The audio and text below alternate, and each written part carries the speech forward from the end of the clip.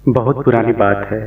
एक छोटा लड़का था जो घोड़ों के प्रशिक्षक का बेटा था। वह और उसके पिता अलग अलग अस्तबलों में जाकर घोड़े को प्रशिक्षित करते थे। परिणाम स्वरूप उस लड़के के स्कूल अक्सर बदलते रहे। जब वह सीनियर क्लास में पहुंचा तो एक दिन टीचर ने उससे एक निबंध लिखने को कहा। विषय था वह बड़े होकर क्या बनना चाहता है। उस रात लड़के ने 7 पेज का निबंध लिखा जिसमें उसने बताया कि उसका लक्ष्य घोड़ों के रेंज का मालिक बनना है। उसने अपने सपने को पूरे विस्तार से लिखा और 200 एकड़ के रेंज की एक तस्वीर भी खींची। फिर उसने 4000 वर्ग फुट के मकान की विस्तृत योजना भी खींची जिसे वह 200 एकड़ के रेंज पर बनाना चाहता था। अगले दिन उसने टीचर को वह निबंध थमा दिया। 2 दिन बाद उसे उसका निबंध वापस मिल गया।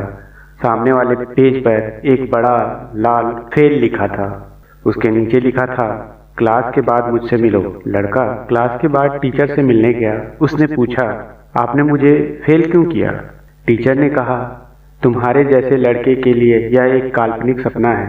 तुम खाना बदोश परिवार से हो, तुम्हारे पास संसाधन नहीं है, तुम यह काम किसी भी हालत में नहीं कर सकते। टीचर ने आगे कहा, अगर तुम इस निबंध में यथार्थवादी लक्ष्य शामिल कर लोगे, मैं तुम्हारी ग्रेड पर विचार करने को तैयार हूँ। वह लड़का घर गया और उसने इस बारे में काफी देर तक सोचा और हफ्ते भर तक विचार करने के बाद उस लड़के ने टीचर को वह निबंध ज्यों का त्यों दे दिया और कहा, आप अपने F ग्रेड को कायम रखें और मैं अपने सपने को कायम रखूंगा।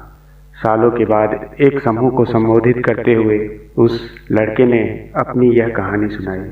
उसने कहा, मैं यह कहानी आपको इसलिए बता रहा हूँ क्योंकि आप इस समय मेरे 200 एकड़ के घोड़े के रेंज की बीच में बने 4000 वर्ग फुट के इस मकान में बैठे हैं।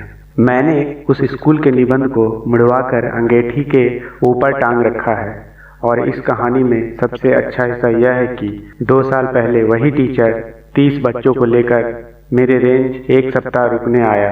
जाते समय वे बोले, देखो बेटा, मैं तुम्हें यह बात बता सकता हूँ, जब मैं टीचर था तो एक तरह से मैं बच्चों के सपने चुराने का काम करता था। उस वर्ष में मैंने बहुत से बच्चों के सपने चुराए। सौभाग्य से तुम में इतना संकल्प था कि तुमने अपना सपना चुराने नहीं दिया। ठीक ऐसा ही हमारे, आपके और सभी व्यक्तियों के साथ होता है। जो कोई अपने लक्ष्य को दिल से चाहता है, उनके शिक्षक, दोस्त, माता पिता व परिवार के लोग उन्हें निराशा भरी बातें कहते हैं। दुर्भाग्य से हमारे देश में यह चीजें बहुत कॉमन है। हमारे अपने ही हमें कम आंकते हैं, आपका सपना चुराने का काम करते हैं।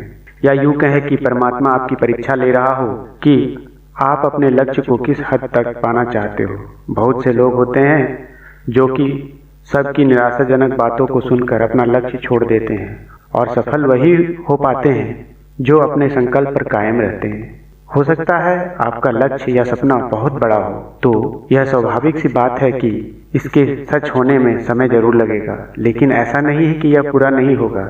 इस पर एक कथन है, अगर आप सूरज की तरह चमकना चाहते हो तो पहले सूरज की तरह जलिए। याद रखिए, बिना संघर्ष के कोई सफल नहीं हो पाता। जितना कड़ा संघर्ष होगा उतनी ही बड़ी उपलब्धि होगी।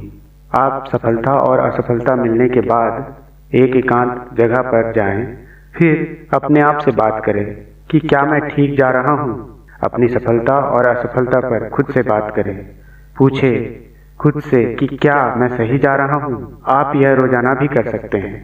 ऐसा करने से आप जल्द ही अपनी जिंदगी से छोटी मोटी परेशानियों को मिटा देंगे और इससे आपको अपनी सफलता की राह भी साफ साफ नजर आने लगेगी। तो दोस्तों, कितनी भी विकट परिस्थिति हो, हमें निराश नहीं होना चाहिए और निरंतर अपने सपनों की ओर प्रयास करते रहना चाहिए। तो दोस्तों, अगर यह कहानी आपको पसंद आई हो तो इसे लाइक करें, शेयर करें और मेरे इस चैनल को सब्सक्राइब करें। धन्यवाद।